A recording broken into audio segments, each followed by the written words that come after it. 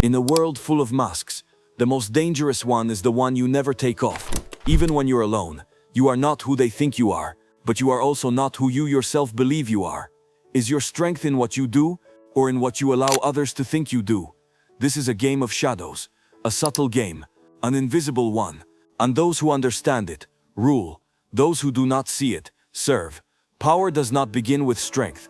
It begins with the perception of strength. You can be a genius, but if you look weak, you will be eaten alive. You can be a nobody, but if you appear dangerous, people will fear you. That is why first impressions are poison.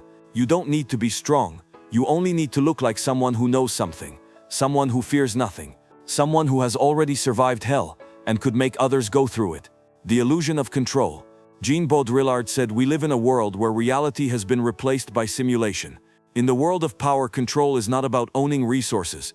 It is about creating the illusion that you control the resources. You don't need to have power. You just need to make it seem like you do. And then people will start obeying you on their own. It's like theater, but you are not the actor. You are the director, and you write the script for other people's fears. The strategy of ambiguity. The less obvious you are, the more dangerous you become. It's the principle of smoke and mirrors. When people aren't sure what you think, they begin projecting their own fears onto you. You become the mirror of their paranoia. Speak little, suggest much, smile but without warmth, help but never for free. Ambivalence is a weapon, because vagueness creates tension, and tension creates submission. It's not about being cold. It's about mastering the fire inside you. Your feelings are like wild animals. Show them only when you want to frighten, never when you are hurt. This is not distance. It's a survival strategy. The architecture of domination. Domination doesn't have to be brutal. Sometimes it's enough that others don't know if they can trust you. The tension between he will save me and he will destroy me creates the most addictive bond. A person desires safety, but more than safety, they desire the one who controls the danger. You want power, don't be safe. Be unpredictable, but fair. The psychology of fear. Fear is the currency we pay for the illusion of peace. If you can inspire fear, you can control. But if you can regulate someone's fear, you can rule. That doesn't mean being a tyrant. It means being the architect of other people's emotions. If you can bring calm, you become a father. If you can bring unease, you become a god. Shadow and salvation. Jung spoke of the shadow, the part of us we don't accept. But what if the shadow isn't the enemy but the key? People sense you have something wild inside you, something they don't understand, but wouldn't dare touch. It's your darkness that makes you authentic. Don't hide it, integrate it, and show that you control it. Then you become whole, not just a person, not just a leader, but something more. The game of shadows is not for everyone. It requires cold blood, sharp self-awareness, and the courage to look in the mirror without blinking. But those who understand it no longer need to beg for attention. They project it. They don't need to chase anyone, because others feel something shift inside them when you enter the room. You don't need to be a monster. It's enough that others feel that if you wanted, you could be one. But the paradox is that most people don't want this freedom, not because they are weak, not because they are stupid, but because freedom carries responsibility. And responsibility cannot be delegated. You can't pass it to your parents, the government, religion, or a partner. If you choose solitude, you bear it alone. If you choose closeness, you must carry the weight of the relationship. If you make a decision, you cannot blame anyone else for its consequences.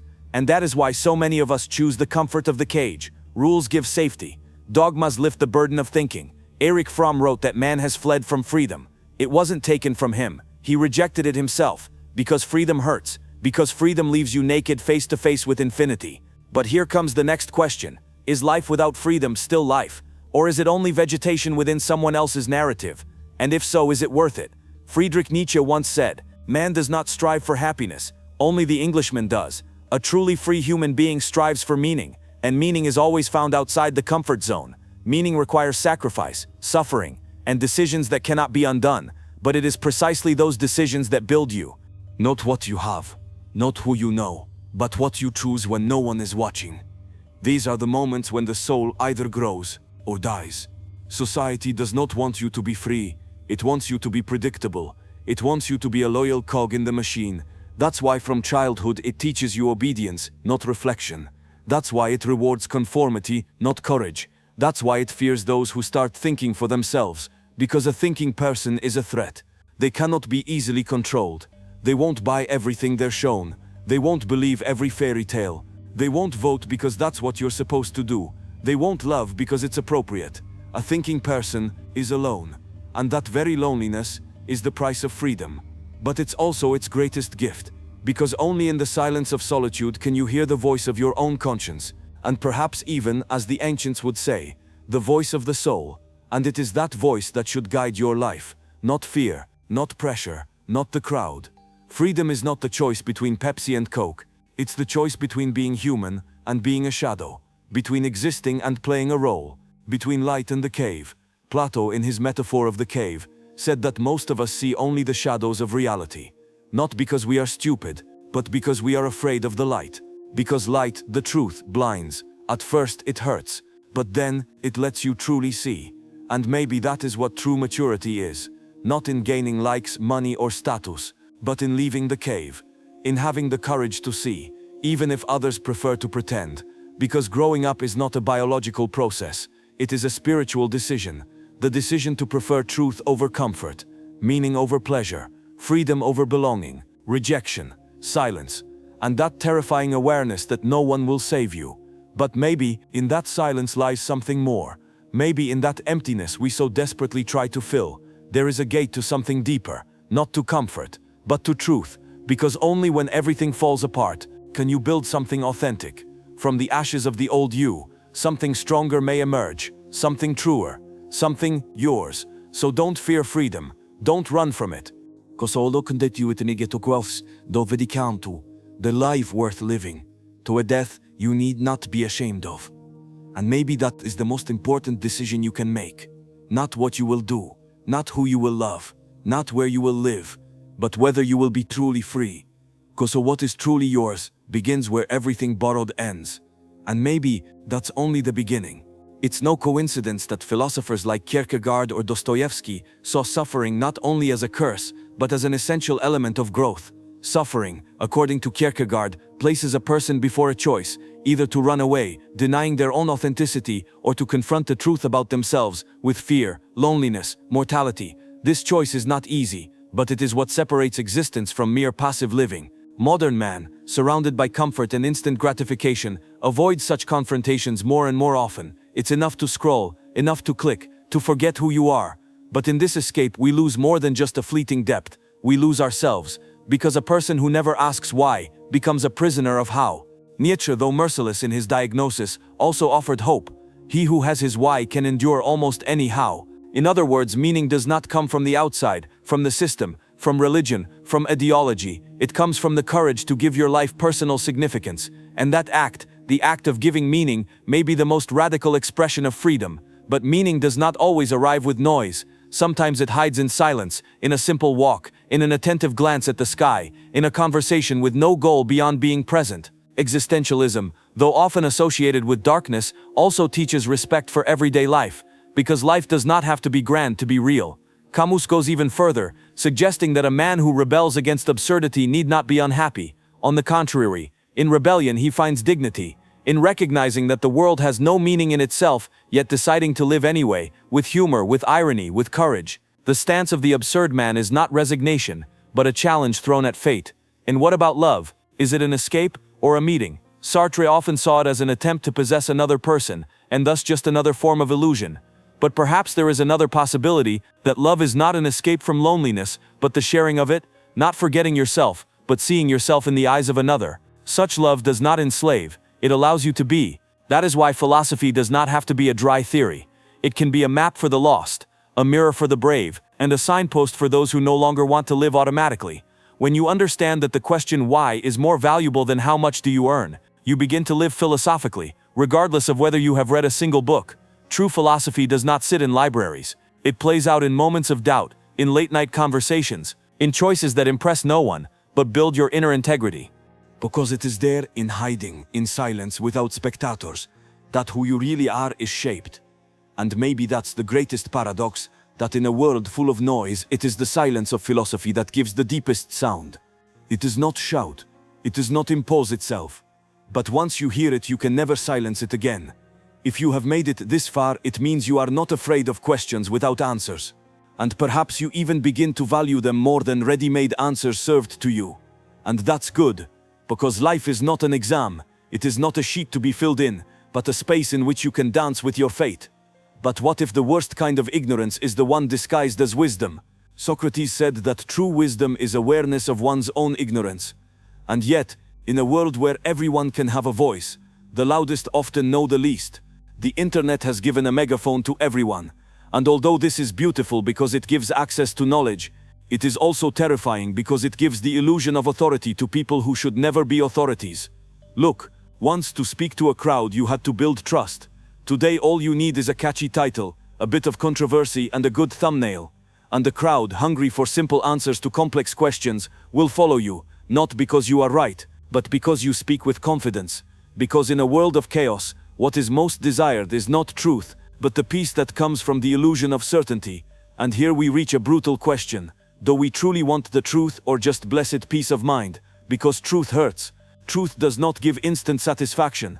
Truth requires courage to look in the mirror and admit, maybe I am wrong, and who today has the strength for that? Too many of us seek confirmation, not enlightenment. Too many prefer to be comfortably lied to, rather than brutally awakened. That's why conspiracy theories flourish. That's why self-help gurus make millions, because instead of leading us to freedom, they give us the keys to a cage that looks like a palace, but still smells of fear inside. Because fear is the most valuable currency in a system that does not want thinking citizens, but predictable consumers. And those who break out are often mocked, isolated, because they remind others of what they want to hide from themselves. That somewhere along the way, we traded freedom for comfort. And here the question returns. Is stupidity the absence of knowledge, or is it an act of betrayal against one's own potential? Because perhaps the greatest form of stupidity is not ignorance, but turning your back on the possibility of becoming aware. It is the moment when we say, I already know enough, and close the door to further growth. Not because we cannot understand more, but because we fear what we might discover. Because knowledge forces you to change, to give up old illusions, to rebuild your inner world. And many people don't want that. They prefer to remain in error, rather than admit that their whole life was built on a sandcastle. But that doesn't mean there is no hope. Because although stupidity is contagious, awareness can also spread like fire. It takes just one mind bearing to think, albo one bogus, I don't know. But I've yet to understand the kabution with a question in their own beliefs. And maybe that's why philosophy will never die.